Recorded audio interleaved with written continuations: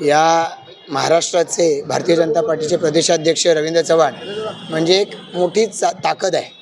कार्यकर्त्यांशी संवाद साधायला त्यांचं येणं हे आम्हा सर्व कार्यकर्त्यांना प्रचंड ऊर्जा देणार आहे आणि त्यामुळे त्यांनी एका अर्थानं आमच्या निवडणुकीमध्ये कार्यकर्त्यांची ही संवाद बैठक घेऊन आम्हाला जिंकण्याची ताकद दिलेली आहे।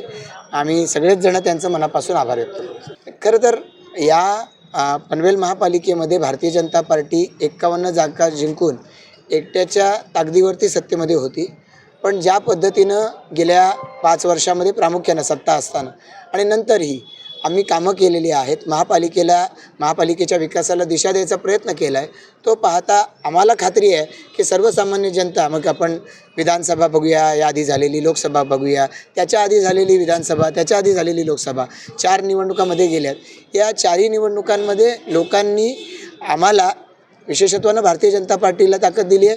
आता याच्या बरोबरीनं लोकसभा निवडणुकीमध्ये दोन्ही वेळेला खासदार साहेब बारणे या ठिकाणी निवडून गेलेले आहेत, त्यामुळे युतीच्या पाठी या ठिकाणची जनता आहे। आज महायुती म्हणून राष्ट्रवादी, RPI असे आम्ही सगळे सोबत जातो आहे, त्यामुळे या सगळ्यांना मानणारा मोठा वर्ग या महापालिकेच्या हद्दीमध्ये आहे।